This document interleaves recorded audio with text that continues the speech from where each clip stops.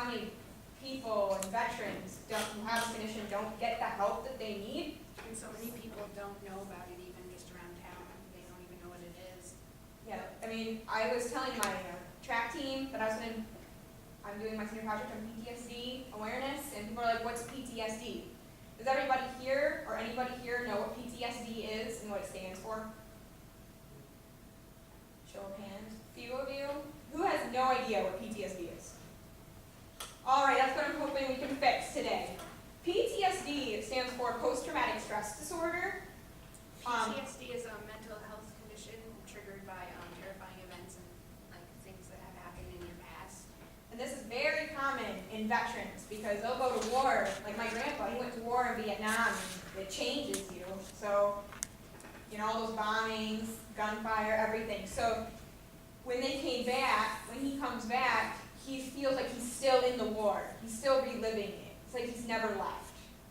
And that's what we're trying to help, and we're trying to make people aware that this is actually a really, really horrible condition to have, and it's not just like you can fix it with pills or anything. There's no cure for PTSD. You can't just be like, oh, well, we'll just give you some pills and you'll be perfectly fine. People try to cope with it, but it never really goes away. Like my brother and my dad were in the army and they had it. You just don't get rid of it altogether. We just felt it was really important to raise awareness, and we didn't know how we were going to do that. But let's just start out with saying what PTSD is, what the symptoms are, and what you can do to fix it. The symptoms of PTSD is you'll have difficulty sleeping, you'll be easily startled, you can become very irritable. It can be as if you're flipping a light switch. And like people have problems. They go to sporting events, like track. You go to track and you have the gun. Like my grandpa can't go to that because when the gun goes off, he just wants to hit the floor because it's very startling for him to hear that. And my dad, like, if you try to wake him up out of a dead sleep, he'll come up swinging. My brother's been hit multiple times.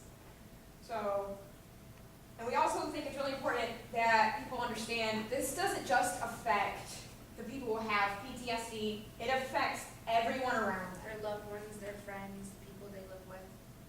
So, there are 12 steps to PTSD. It starts out with the event that triggers the PTSD. The event, war, is what we were pretty much focusing on. But you don't have to just have it from going into like the military or something. It can just be something bad that happened to your childhood, like abuse or something. You can get PTSD from it too. Or a car accident, or anything traumatic. That is how it starts. And then that causes pain, like emotional, physical. You'll feel like you're starting to relive it. And when that happens, you'll start to get confused. You're going to think that you didn't remember it like you were supposed to. Like, can you trust your memory? Kind of a thing. People will think that, like my grandpa was like, you know, everything that I did in the war, I didn't actually, when I came back, it took me a long time to remember everything that happened perfectly the way it was. And then you get guilt because you feel guilty for the actions. Because you get in a car accident, whether you caused the car accident or not, you're going to feel guilty about that accident. And that guilt will turn into shame, and and people will be like, oh, who else knows that this thing happened? And who else, like for people in the war, people are like, oh, who else knows that, you know, I shot people and that these events happened, and what are they gonna think about me when this happens? And after that, you get self-worth dissipating, which pretty much means you feel worthless. You feel like you feel like there's nothing. And like a lot of people, sometimes if they don't look for help because they don't want to look for help because they're embarrassed, that's where you come in. And like a lot of them commit suicide or they try to harm themselves because they feel like they're nothing. And from the feeling worthless, you'll get anxiety, and you'll get fear. You'll be very fearful of everything, anything, just reliving moments. And again, like a gun going off, and that's the fear aspect. You're gonna freak out. And then you'll get angry. You'll get angry because you have this condition and you don't know what to do about it. And you'll get angry at anyone and everything. And then you get resentment where you don't trust anybody and you just want to be alone and you don't know what to do. That's pretty much where people just go off by themselves. They don't want anybody to be around them. And that's when depression kicks in, where people start having suicide, and you don't have any self-esteem. And finally, you have panic anxiety. And that's if panic attacks, I don't know if anyone's had panic attacks, but they are the worst thing that they're very terrifying. If you have a panic attack, maybe once in your life, you'll never want to have one again. These people, they have panic attacks. They could have, it varies. People could have panic attacks every couple months. Weekly, depending on their environment and what surrounds them. And yeah, that is very terrifying. Those are the 12 steps of PTSD. Some statistics of PTSD. I know you guys can't see all of it, but like 20% of national suicides are completed by veterans. There's more military deaths by suicide than actual combat in 2012. Like, it's not just that year, it's more than. And that's very sad. It is sad. You know, when people come back from war, you're supposed to be happy. They're not supposed to be, killing themselves. When more people kill themselves because of what they did and what they saw overseas, or just where they were in the war, than actually being happy or getting killed in combat, that's sad. That's really, really upsetting. And we're trying, and it's all because people don't have the resources that they need. People are they're too afraid. Or embarrassed to go get help. And that leads us. This is why people don't look for help. They feel weak and ashamed. They're afraid that they lose control, that they're no longer in control if they're asking for help. They think others won't understand because they weren't there, they didn't see what they went through. They don't want to burden others with their troubles or what they're going through. Yeah, that's a big one. People don't look for help because they're like, well, I can handle this on my own, especially veterans. They do not like feeling weak. They do not like looking weak, and in their eyes, looking for help for a condition is weak to them. They're like, I went to war, I'm the tough guy. I should be able to handle this by myself, no problem. But they just can't, and that's why they don't look for help. And they avoid thinking about it because they think, oh, well, if I avoid this, if I don't think about it, it's not there. But it's like eating at the back of their mind. And then they don't want people to judge them or pity them because they think if they tell them what's wrong and what's going on, that they're going to get pitied or judged, because our world and our society is just judgmental as it is. So that leads us to our big question. How could someone who have PTSD or a lot of experience with the condition help the veterans affected by it? And what we learned was by being patient and understanding that coping with this condition can be a very long process. It's not just, I can't just hand people flyers and within a week they're perfectly better, and we knew that. Educate yourself with this condition, read topics on it, look at videos, read the pamphlets that we had. You'll never know exactly because you won't know what they're going through, but it will at least help you have the understanding of maybe what they're thinking or what's going on in their minds. I mean, research is just huge. And I know some people in the other senior projects have stressed that. We just can't stress it enough that when you do your research, yeah, we didn't have the experience, but it makes us feel more connected, as if we start to understand them better and what maybe we can do or what we can tell people to do for help. And we just gotta accept, and they have to expect the mixed feelings.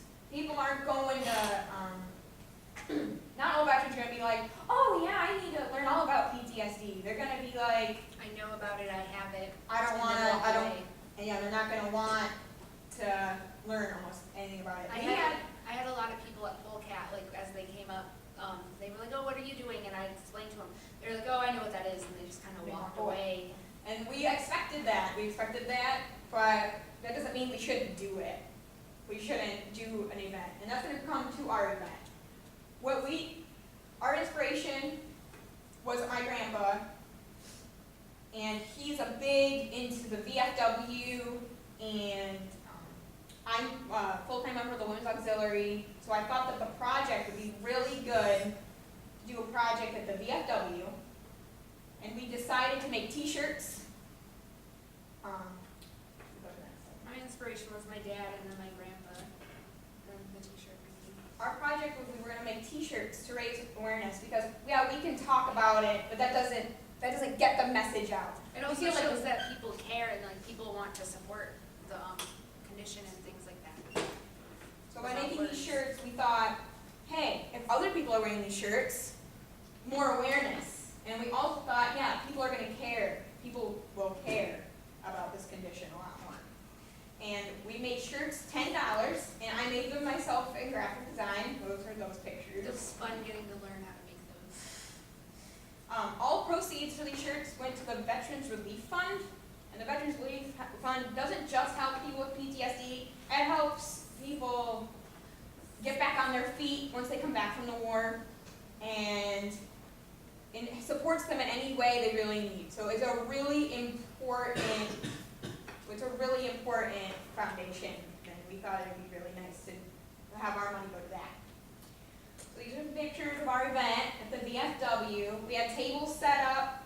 We had looked up a whole bunch of statistics, and we had made flyers and brochures for not only the veterans who are affected by this, but Their families With their and other families. people that came to the event.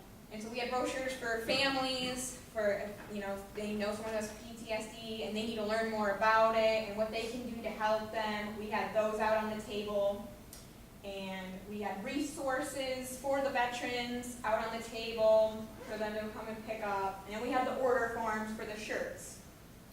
So we did we did 2 of them at the VFW for the past couple weeks. And then we did one at the Polecat for Memorial Weekend. There was an event just for veterans at the Polecat this weekend. So we set up a table on the first hole, and I didn't get to be there for all of it, so I had to work, but Opal tells me that it was very successful. Yeah, it was really good. Like, we had a lot of people that were coming, like, they'd come up in their golf carts to go to hole 1, and they'd stop, oh, we'll be back later, and like, I was like, some people I was like, oh, maybe they won't come back later, or because then I moved out of the sun, and they actually came and found me at the actual building, and they ordered shirts, and I think we sold 14 that day.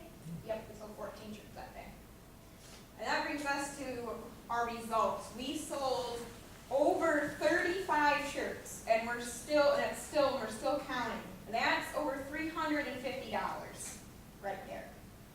And also, my grandpa went to talk to the Chippewa Indian tribe, so thank you, my grandpa, and the Chippewa Indian tribe. They donated $440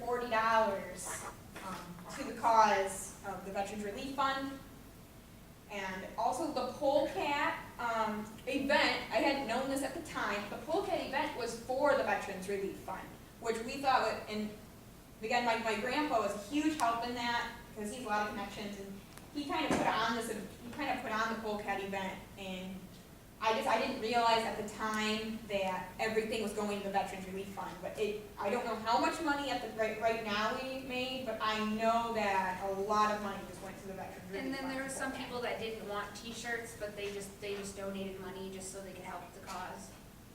And to us, it's really important for us to raise money for the Veterans Relief Fund, but that wasn't really what this whole project was about. Our whole project started out, we just wanted people to become aware and learn and educate people about PTSD and how it affects the families. And in fact, the t-shirts was actually an afterthought. Tyler.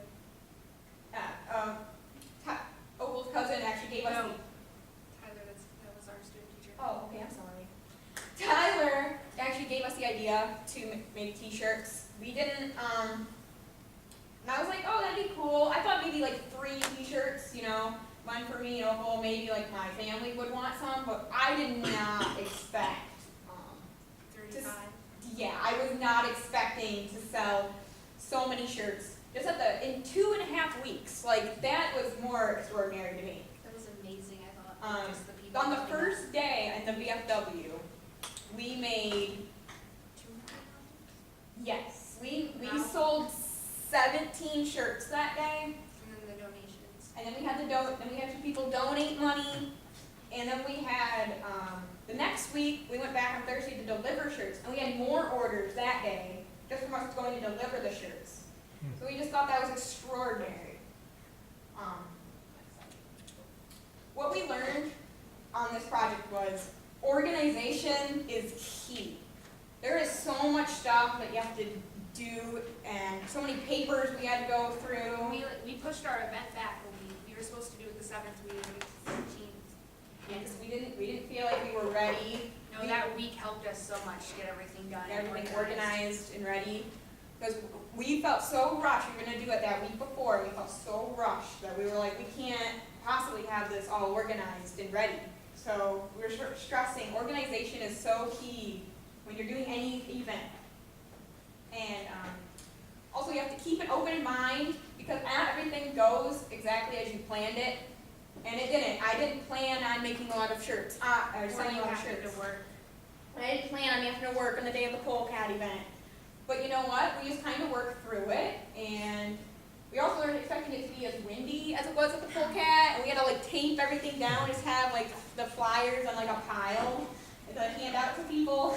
And then the first night that we did the event at the VFW hall, I got there a little late, and because I was up north, and I had to go around talking to people, asking them if they wanted shirts. And I don't do very well going up to people and like doing things, but I guess Brooke said I did very well. Yeah, see, I was very nervous the first day we did it. I didn't know what we were gonna do.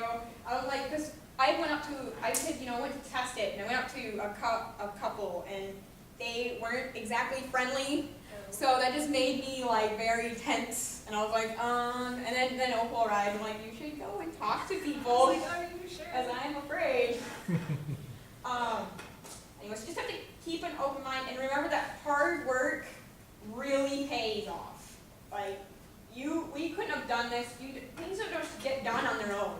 You can't just sit back and go, oh, it won't get done, but it Nothing won't, gets done. you know, you're the ones doing it. So you have to really get the research, print everything out, make sure you're all good, make sure you can go to these places, the VFW, the polecat. And then going outside your comfort zone, like I had to do that the first day, and I was really nervous, but it paid off in the end. We sold shirts, we had people take our flyers and our brochures, and it felt amazing to actually go out and do something that I don't usually do, and the outcome from it was amazing. And even right now, like, me and Opal are not exactly presenters, so we were really, really nervous about doing this. This is definitely going outside our comfort zone, but you know, it's so far doing really well, I hope. And just remember, you have to have fun with the project. Don't pick a project just because it's a grade. You have to really have. It needs to mean something to you. It needs to touch your heartstrings, that you actually want to care and like help something. You want like a good outcome out of it, where it's not going to end up good. You're just doing it to get a grade, and it's not going to end up very well. I mean, you have to have fun with the project, or else, you know, the people who participated in this project with us, they wouldn't have had fun because they knew that they would know we didn't care very much. So just don't ever start a project just going in with a bad mood. You have to be like, oh, this is going to be a fun project. And it actually, for us, it really turned out to be a fun project. And that was our senior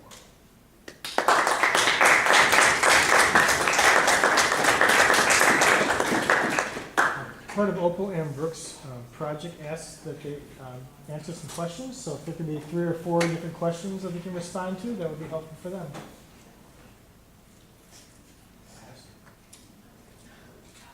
It's okay, Tony, you can ask a question. We don't fight. Well,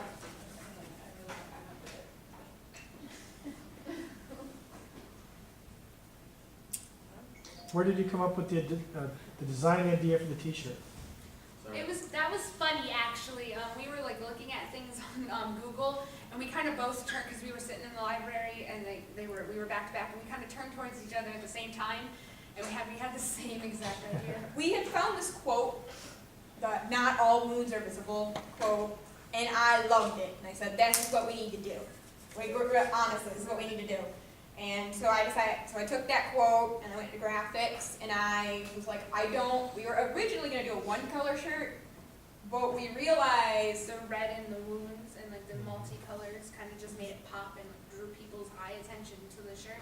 and also originally the shirt was gonna be just black. But then people were like, "Oh, what about navy for red, white, and blue?" Yeah. And we're like, "Okay, we can try it." I didn't know if it would look very good, but it ends up, I like the blue a lot better The than the navy black. looked a lot better than the black. And yeah, that's where we got our idea for the shirt. Good. I have more questions, but I want to hear what other people have. When you guys went to the poll count, was that yesterday? Saturday. And yeah, at first I wasn't sure it was gonna turn out really well. Yeah, because a lot of people were like, "Oh, well, we'll come back later." Or they Like, would "Oh, I just know about drive it." away.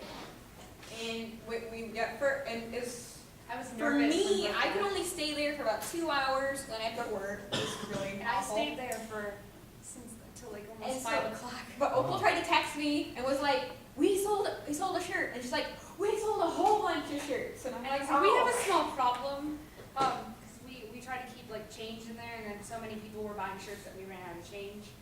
So We were gonna do something on Memorial Day, but we felt that the poll cap would have been better to do it on that Saturday. and it turned out very well.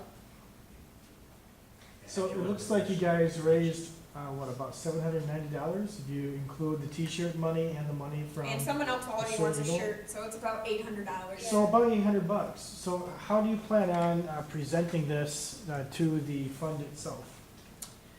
Or how are you giving them the money? Okay, my grandpa and Mrs. Arnold, who's the women's auxiliary head, they said if they give the money to one of them, I was gonna write them a letter too, and then we're gonna give it to them. And I really wanna give it to them myself, but I'm not sure if that's possible, so at least grandpa or or Mrs. Arnold will give it to them, if not, if we can't give it to them ourselves. Oh, and I guess I have one last question as well. So PTSD, we've heard quite a bit about affecting people from the military. What have your research has kind of shown how PTSD affects people not engaged in war, and what are some sort of a traumatic experiences that can cause people to have symptoms?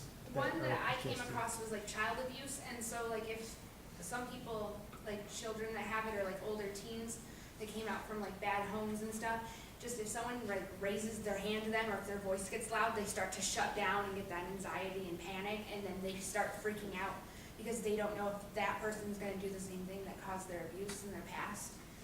And like Brooke was saying, car accidents. Anything can cause PTSD. It doesn't have to be war. We were just focusing on that because a lot of people, we don't get the support they need who are veterans, and veterans should get the support. And being veterans, they try to act big and tough, and oh, I don't need help, and I don't need this, and I can take care of it on my own, and they can't. Like, they think they can, but in the end, a helping hand can go a long ways. But yeah, everybody can get PTSD. It just doesn't matter. You could be a car accident, traumatic event you had when you were a child. Some people can't go near water because they almost drowned when they were little. Or fires.